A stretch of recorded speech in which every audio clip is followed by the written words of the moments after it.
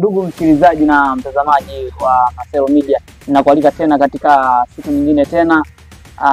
Tupo kimichezo zaidi, nipo na mchambuzi wangu Marcelo Champion, tuko naye hapa kabisa kukuletea mambo mbalimbali ya kimichezo. Bwana, kubwa zaidi ambao lipo ni kuhusu mchezo wa dabi ya Kariakoo ambao umetarajiwa kupigwa pale tarehe 15 mwezi huu wa 6. Nipo na mchambuzi wangu hapo, tutapata kujua machache yanayofanya au tutatambua kwamba dabi ipo au haipo. Kwa hiyo endelea kutufuatilia mpaka mwisho, nadhani utapata kujua uchambuzi makini kwamba mchezo wa dabi utakuwaje. Bwana Marcelo Champions. Yes. Mchezo tarehe 15. Hivi karibuni. Takriban baki siku kama 3 hivi. Yes. Mchezo uchezwe. Wewe kwa upande wako unaona mchezo ndio kuchezwa kweli? Kwa upande wangu mimi kiukweli, kulingana na misimamo ambayo Yanga ameiweka, ni ngumu mechi kuweza kupigwa. Lakini kwa wale watu ambao waga tunaona mbali, tunaona kabisa huu mchezo unaenda kusogeza tena mbele kwa mara nyingine tena. Kwa sababu gani? Ukiangalia vitu ambavyo Yanga wanataka, Yanga mpaka sasa hivi bodi ya ligi wamekaa kimya, hawajavifanyia kazi. Kwa na ukiangalia Yanga kiukweli msimu anamaanisha kuwa hatuchezi hiyo dabi, na wamesema kuwa ukiangalia hata michezo miwili mingine iliyobaki ile hawataicheza. Sio dabi tu, michezo yote iliyobaki ligi kuu maana yake hawataicheza. Kwa hiyo sasa mimi niko na shauri kikubwa zaidi bodi ya ligi na pamoja na TFF wakae chini waweze kuyamaliza vizuri. Naona wiki hii ndugu Marcelo Champion, naona taarifa kwa umma, si klabu ya Yanga imeitikia wito kuhusu kwamba mchezo wa dabi, mchezo namba 184 kuchezwa. Yanga wameitikia wito. Yaani naona kama taarifa kwa umma zinakuwa nyingi, nao Simba anatoa taarifa kwamba mchezo upo pale pale. Yaani kumekuwa kama kutokuelewana, kutokuelewana baina TFF, Yanga pamoja na Simba. Kumekuwa na kama kutokuelewana hivi. Wewe unaona hicho kitu kisoka kinatengeneza kitu gani kwenye soka? Akiendi kuharibu moja kwa moja soka la Tanzania. Kiukweli ukiangalia kinaenda kuaffect ligi yetu, na ligi yetu sisi tumeitafutia brand yake kwa miaka mingi sana, toka 2012 mpaka sasa hivi ligi yetu imekuwa na brand kubwa. Sasa ukiangalia scenario ambazo zilikuwa zinatokea juzi, Yanga release barua yake kwa naidai bodi ya ligi zawadi la mshindi wa kombe la FA. Baadaye bodi ya ligi wakaja wakarelease barua yao kwa wao ndio wanadai Yanga. Baadaye tena Yanga wakaja wakarelease pamoja na stake zote za malipo kuwa wanawadai bodi ya ligi shilingi milioni 220 mpaka sasa hivi. Na kiukweli unajua katika soka letu sisi hapa kuna jaja nyingi sana. Kuna wapigaji wengi sana. Na mimi kitu ambacho kinapelekea nasema kuna wapigaji wengi sana kwa sababu gani? Ukiangalia mdhamini hapeleki pesa direct kwa mshindi. Mdhamini anapeleka pesa direct kwa TFF. Na mdhamini CRDB yeye alitoa naye barua kwamba tayari kulingana na makubaliano jinsi ambavyo walikuwa wamekubaliana na bodi ya ligi kuu TFF walikabidhi hela. Kwa hiyo taarifa kwamba Yanga hawajapata zawadi iliwashtusha, ndio maana wakaamua kutoa taarifa kwa umma. Lazima washtuke kwa sababu ukiangalia CRDB ni mojawapo ya brandi kubwa hapa Tanzania. Kwa hiyo sasa wao hawajataka kujichafulia jina kwa sababu washatoa pesa muda mrefu sana. Na sisi wa Tanzania wengi ujanja mwingi. Kwa hiyo mpaka sasa hivi ukiangalia kuna barua nyingine Yanga walitoa akasema kuna misimu mitatu mpaka sasa hivi hajalipwa zawadi zao mpaka sasa hivi. Kwa hiyo sasa ni kitu ambacho kinafedhesha, ni cha aibu, kinatia aibu sana katika soka letu. Na tukiendelea kuvifumbia macho hivi, soka letu litazidi kurudi nyuma sana. Na mimi niwasifu Yanga kwa kuendelea kutoa statement kama hizi, kwa sababu bila hivi tusingeweza kujua jinsi gani ambavyo viongozi wetu watakuwa wanaendesha ile soka letu. Kwa nini nakwambia hivyo ndugu mtangazaji? Sisi tumejawa sana na rushwa pamoja na tamaa ya pesa. Sasa kama mdhamini anakwambia kuwa mimi nishapeleka pesa na TFF ambao tumekubaliana, na hiyo swala la mshindi yeye kutokupata atajua yeye mwenyewe pamoja na TFF. Kwa hiyo ni kitu ambacho kinafedhesha sana soka letu. Na hiyo ni mojawapo ya kitu ambacho kitakuja kupelekea mpaka baadhi ya nchi zingine zione sisi soka letu kama vile imejawa sana na tamaa sana ya rushwa, especially tunaongea rushwa kwa viongozi. Na kitu kingine, juzi bwana kwa mfano hii dabi ya Simba na Yanga, kuna waamuzi ambao walikuwa wameshapanga kuchezesha game. Nimesikia jana kuna mwamuzi kwa tetesi ambazo nimezipata, mwamuzi amekataa kuchezesha dabi. Amesema bwana, kwa scenario ambayo iko nyewe mtafuteni mtu mwingine, mimi siko tayari kwa lawama kwa sababu mechi ya dabi ni mechi ya maamuzi ambayo ni ya ubingwa. Kwa hiyo ameamua kujitoa. Kwa hiyo sasa mpaka sasa hivi kiukweli soka letu linaelekea pabaya sana. Na leo nilikuwa naangalia kuna baadhi ya klabu ambazo zilikuwa zinampinga Yanga wanachokifanya. Kwa maana yake bado amsupport ila wanazidi kuanza kumpinga. Umeona? Umeona ile msemaji wa Tabora United anaitwa nani? Mdada huyo. Mwagama. Yeye anaanza kuwaponda Yanga. Lakini ukiangalia Yanga walichokifanya ni kitu ambacho wanadai haki yao. Mpeni pesa zake, kwa sababu kama anadai hela zake mpeni. Yaani masuala ya kutuambia sijui tunakata wachezaji si kwa vibali, hicho kitu sisi hatukijui. Yanga ni taasisi kubwa, na Yanga ni kubwa kuliko bodi ya ligi, na Yanga ni kubwa kuliko TFF. Lakini kikanuni Yanga ni ndogo kuliko TFF, Yanga ni ndogo kuliko bodi ya ligi. Lakini ukija kwenye uhalisia, Yanga ni kubwa kuliko hata hiyo TFF yenyewe wala bodi ya ligi yenyewe. Kwa hiyo sasa kia moja mbarao wanaanza kulifanya, na kiukweli kwa hili viongozi inabidi wajiuzuru. Ndugu mchambuzi wangu, na nimesikia statement za Yanga jinsi ambavyo Alikamwe msemaji wa klabu ya Yanga alipokuwa akitoa statement yao kama uongozi wa Yanga. Kuna matakwa yao ambao waliyataja na waliyasema kwamba endapo kama TFF watayazingatia, ikiwemo kujiuzuru kwa baadhi ya viongozi wengi sana wa pale TFF, walisema watakuwa tayari kupeleka timu uwanjani. Wewe kwa upande wako unaona hicho kitu kinaweza kufanyika au kinaweza kikafanyika kiurahisi ili Yanga wapeleke timu? Kiukweli kwa sasa hivi kufanyika kwa haraka ni ngumu.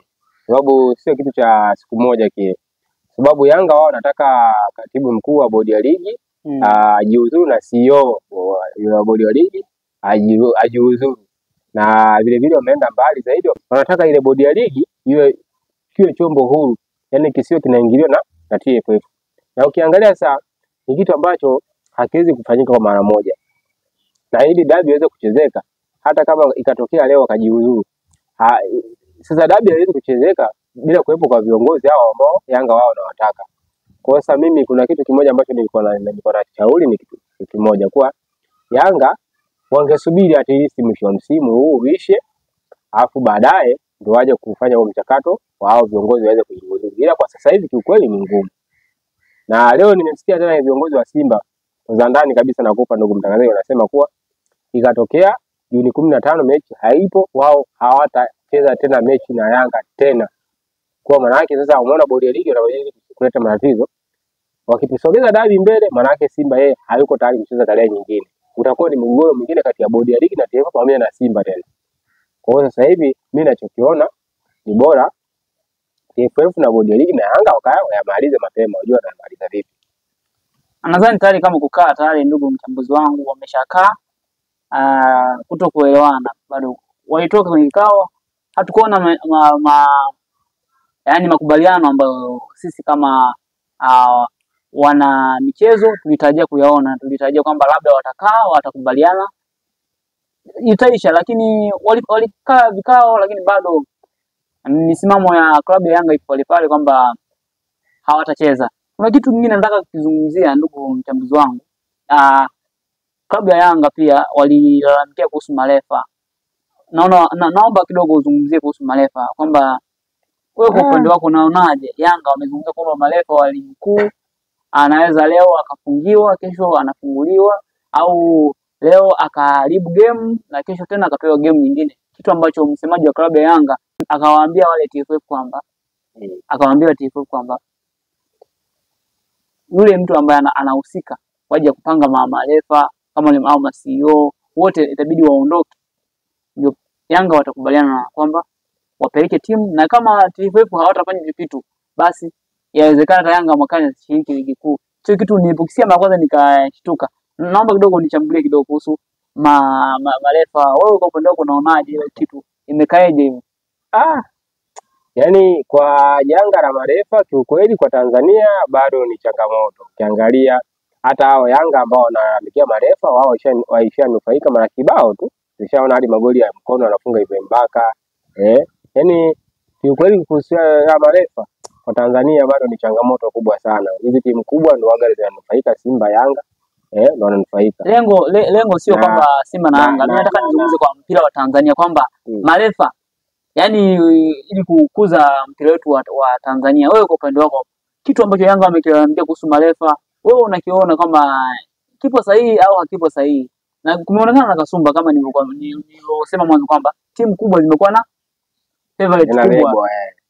Yanga kidogo penalty sijui nini, kumekuwa na hizo kind ambazo zinatokea ambazo kwa timu ndogo zinazungumzwa kama zinaenda kufifisha mpira wa Tanzania au kuharibu mpira wa Tanzania. Kikweli ndugu mtangazaji, hapo ukiangalia kwa mfano timu ambazo zinakuwa zinaonewa ndio zingejitokeza hadharani zije zikazilalamike kiukweli. Yani kwa mfano timu ndogo kama imeonewa ijitokeza hadharani yaanze kulalamika, lakini klabu kama Yanga kutoka hadharani na kuanza kulalamikia marefa ni jambo ambalo linapendeza sana, kwa sababu ukiangalia marefa wenyewe ndio kila siku waga ambao wanachezesha kwenye hizo mechi, na inaweza vile vile ikasaidia kukuza soka la Tanzania, kwa sababu Tanzania sisi ukiangalia sisi hapa kuna madudu sana mengi ya marefa. Mfano kuna mechi ya Simba na Singida Black Stars, kama unaangalia kama refa angekuwa yuko vizuri, Singida Black Stars ingeweza kushinda ile game. Hata kushinda ingeweza kuwa hata sare, lakini Singida akapoteza kwa sababu ya mapungufu ya marefa. Kwa hiyo ni jambo ambalo Yanga wanatetea na inakuja kusaidia kwa klabu zingine. Sasa sio Yanga tu. Yanga anazisaidia timu zingine. Kwa hiyo sasa mimi naamini kuwa ngoja tusubiri tuone itakavyokuwa, lakini ni kitu ambacho kina faida sana kwenye soka letu la Tanzania. Sababu marefa amekuwa ni changamoto sana. Sio Tanzania tu, hata kwa Afrika hapa tunaona. Yaani ndugu mchambuzi wangu, nimekusikiza sana kwa umakini kuhusu marefa. Lakini kuna vitu vingi nataka leo ndugu mtazamaji na msikilizaji anayetusikiliza anataka kusikia kwamba labda wewe kwa upande wako kama mchambuzi unaona kwamba TFF nini shirikisho la mpira hapa Tanzania, yani bodi ya ligi kuu, waongeze kitu gani ili makosa kama haya yalijitokeza mwaka huu yasijirudie tena miaka mingine? Kitu ambacho wanatakiwa kuongeza ni kuangalia kanuni zao ambazo walikuwa washazitunga toka mwanzo, kama zina mapungufu wazirekebishe kanuni zao, na vile vile imradi kuepukana na hizi kasumba zinazotokea kwa mara nyingine tena, wafuate tu kanuni ndio kinaweza kitu ambacho kinaweza kuja kuwasaidia. Na kitu kingine cha kuweza kuongeza, kama kungekuwa kuna uwezekano Tanzania hapa ungetokea VAR, ingeweza kupunguza matatizo madogo kwa mfano ya marefali haya. Kwa hiyo yani kikubwa ndio hicho, waongeze kanuni ambapo kuna upungufu, imradi soka letu lipate kuendelea zaidi. Refa leo kafungiwa, baada ya wiki 3 anapewa game nyingine, au game hili kaharibu, game lijao anapewa mechi tena. Hicho kitu unakionaje? Kwangu mimi sioni kama kuna usahihi sana wakafungia marefa afu tena waje kuchezesha. Yaani mimi kitu ambacho nilikuwa natarajia wangekuwa nafanya, refa akishaboronga ligi kuu manake ana mapungufu huyo. Kwa hiyo sasa wamshushe hata akachezesha championship huko hata mwaka mmoja ili ajifunze makosa aliyofanya, akirudi ligi kuu manake hawezi kutina kufanya makosa kama leo kwa anafanya mwanzoni. Sisi kiukweli waga tunaleana ndio maana. Kwa sababu marefa wetu wanajua kabisa hivi nikishaharibu leo nitafungiwa miezi 2-3 nitarudi tena kuchezesha game. Kwa sisi ndio tunaishi kwa kuleana hivi. Lakini tungekuwa tunaishi tunasema bwana refa leo ameboronga, akifungiwa sio refa kufungiwa, anashuka tu daraja akachezesha championship huko daraja la pili atajifunza. Kwa hiyo refa kama yule ambaye akishapelekwa daraja la pili la 3 kuchezesha, ukimwisha ligi kuu hawezi kufanya mistake kama hizo. Hata kama Yanga Simba kacheza faulu ya penalty ataweka penalty. Ndio hivyo ndugu mtangazaji. Ndugu mchambuzi wangu, kutokana na hizi kasumba za kutokucheza, watu wanaona kama Simba yani nataka nizungumze kama Simba, Yanga ametoa statement, TFF anatoa statement, Simba anaingilia kati kwa kutoa ujumbe kwamba yeye mchezo uko pale pale. Watu wengine wakasema labda Simba analeta kama uchokozi hivyo. Wewe kwa upande wako ile barua Simba unaionaje? Hili soka letu la Bongo lina vichekesho sana, kwa sababu Simba yeye hakutakiwa kutoa chochote, ilitakiwa yeye akae kimya, kwa sababu Simba ndio mhusika mkubwa sana, na bodi ya ligi inaficha Simba, ina defend sana Simba, kwa sababu Simba kama nakumbuka game ya tarehe 8 yeye aliandika tu barua, mimi sitopeleka timu uwanjani, bodi ya ligi akairisha mechi bila sababu yoyote ya msingi. Kwa hiyo Simba yeye, wao nadhani viongozi wao walikosea hicho kitu, wao walitakiwa tulie kimya ili baki kati ya Yanga na bodi ya ligi na TFF. Na Simba wao hakutakiwa kuingia, kwa sababu yeye kwanza sio mwenyeji wa mchezo, yeye ilibidi atulie asikilizie mpaka tarehe 15 kama kuna game yeye apeleke timu uwanjani, so kana kwanza kuingilia tena. Natumai ndugu msikilizaji na mtazamaji umepata kutambua machache au mengi kuhusu mchezo wa dabi ya Kariakoo ambao umetarajiwa kupigwa tarehe 15, lakini kumekuwa na kuto kufahamu kwamba mchezo upo au haupo. Mimi nipo na mchambuzi wangu Marcelo Champion ambaye ni mchambuzi wa masuala mbalimbali ya michezo, na mimi kama host wa kipindi naitwa Akaso TZ. Unaweza kusubscribe kabisa hapo channel yetu ili uwe kwanza kabisa kupata mambo mbalimbali ya kimichezo. Natumai utakuwa pamoja nasi siku nyingine, na kutakia siku njema.